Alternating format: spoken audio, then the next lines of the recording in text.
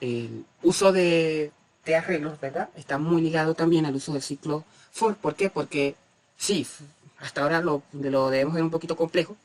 Con el tiempo vamos a ir aprendiendo el cómo movernos, el cómo hacer y cómo irnos desplazando dentro de los arreglos. Por ahora vamos a tratar de repasar el video cuantas veces lo necesitemos para entender las operaciones anteriores.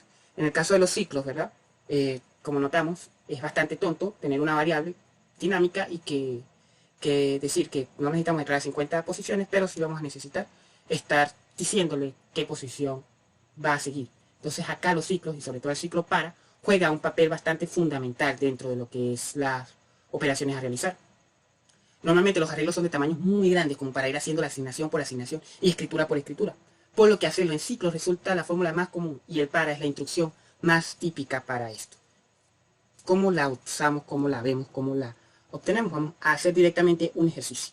Haga un algoritmo que lea del usuario 10 números y después que el usuario haya escrito el último número, escriba cada número que colocó. Es decir, te está pidiendo que primero le pidas al usuario todos los 10 números y luego de tenerlos es que los vas a escribir, no antes, que es lo que normalmente hacíamos en las operaciones anteriores.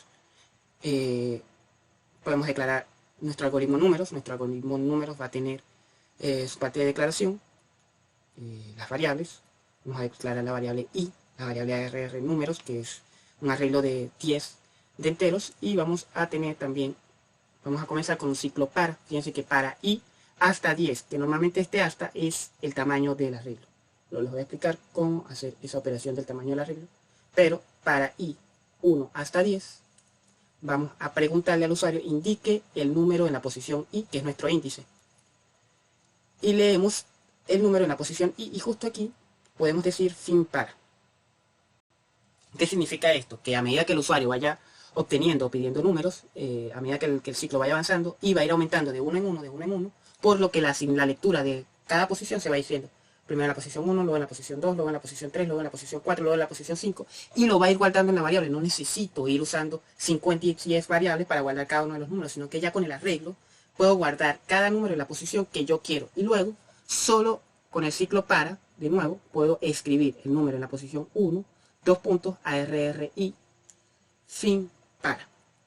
Fíjense que de nuevo simplemente escribo el número y 2 puntos, ARR, número en la posición y. Simplemente le digo la posición y con el ciclo para él va a ir aumentando, se va a ir moviendo a través del arreglo. De esta forma es como hacemos normalmente un recorrido de arreglos. Vamos a ver cómo funcionaría esto en código. Un momento. Yo acá tengo lo que es el código de esta operación ya definido acá. Fíjense, enteros y enteros y los arreglos de números, y le voy a ir pidiendo cada uno en un ciclo for. En los lenguajes de programación normalmente los arreglos empiezan desde cero. En pseudocódigo van a comenzar desde 1.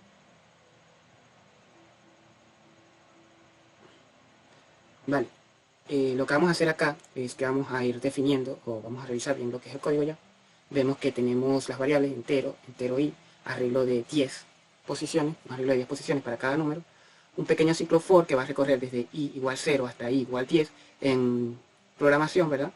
En pseudocódigo los arreglos tienen 10 posiciones, comienzan desde 1. En pseudocódigo comienzan desde 1. En código, muchos lenguajes optan por comenzarlos desde 0.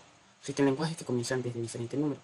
Yo acá este es bastante dinámico y yo puedo modificar qué valor pueda tener acá. Por ejemplo, yo puedo colocarle un 5.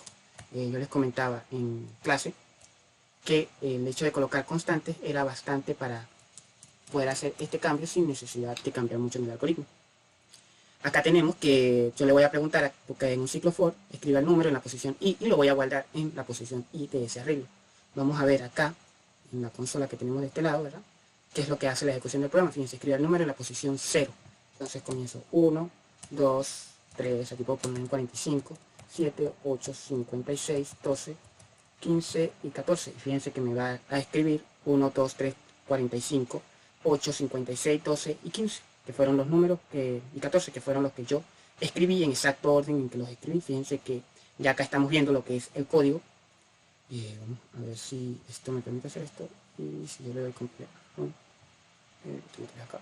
Entonces vamos a ver qué pasa si yo modifico un poco el código para jugar un poco con las variables. vamos a declarar una pequeña constante que va a ser el tamaño del arreglo. Lo voy a llamar max por ahora y le voy a declarar 5. Fíjense que yo acá, entonces en vez de usar un valor fijo, puedo declarar max. Y ya una vez yo tenga max, yo puedo jugar con mi algoritmo y irlo modificando.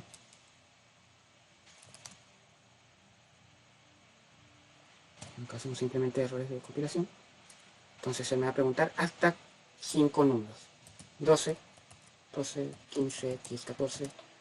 Y fíjense, 5 números. Ahora el usuario me dice que no le gusta el hecho de que le aparezca este 0 acá, porque él dice que le parece que debería ser 1, 2, 3, 4, 5.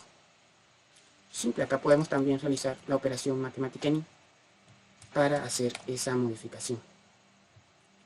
Fíjense que yo lo coloco dentro de paréntesis y puedo modificar mi algoritmo un poco y ahora me va a aparecer 1, entonces puedo decir 1, 2, 3, 4, 5. Si quiero disminuir la cantidad de valores que tiene este arreglo, a aumentarla a 20, porque ahora mi usuario quiere 20 numeritos. Fíjense, por una de las partes que es el código bastante flexible, yo puedo aumentar y cambiar los valores de acuerdo a la disposición que yo tenga para los mismos. Esto a nivel de código, vamos a ocultar un momento esto acá, vamos a